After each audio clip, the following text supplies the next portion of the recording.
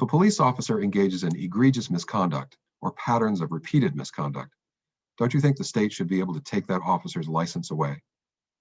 Hi, I'm Representative Roger Goodman from the 45th District, and in today's Good Minute, I want to discuss legislation I've introduced that will allow the state to remove officers from the policing profession when they clearly shouldn't be practicing that profession.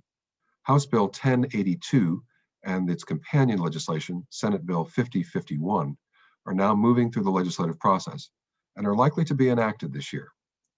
I'm in the process of amending the bill right now. It's a very complicated bill, but it allows for the state to strengthen its authority to look at officers' misconduct and hold hearings and investigations and either suspend officers or decertify them, literally take their license away.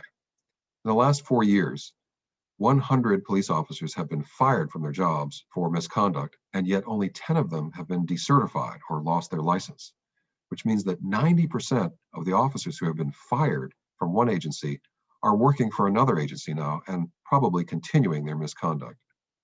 The law actually now requires that an officer be fired first before the state can take a look at whether to remove their license. The legislation that I've introduced would make that threshold lower so that even a citizen could file a complaint with the state when they know that misconduct has occurred, and the state could then investigate and conduct hearings and possibly remove the license. The state has never removed the license or decertified an officer for excessive use of force against our citizens. And in addition, other troubling conduct, such as sexual assault of people in custody, unlawful imprisonment, verbal abuse, unlawful search and seizure, where none of this has the state ever been able to take the license away for police misconduct. It's very important to strengthen the state's authority to decertify officers for this conduct and other troubling conduct. In addition, the state agency, the Criminal Justice Training Commission, needs to have different membership, different representation, so that members of the community and civilians have more of a say in how we are disciplining our police officers.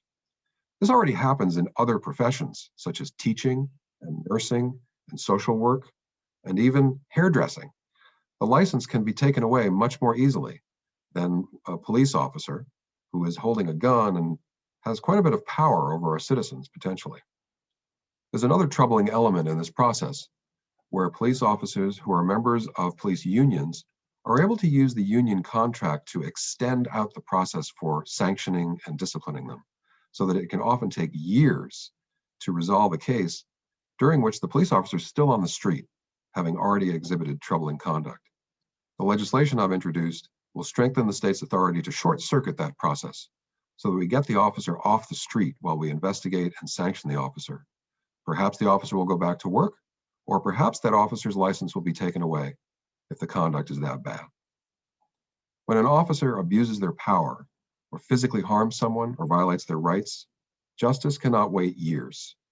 Removing those officers from the street will improve the community's trust in our police officers. This legislation that I'm moving forward will not only improve community police relations, but also uphold the policing profession while holding police officers accountable for their jobs. Thanks very much for watching this Good Minute, and I'll be back with another one very soon.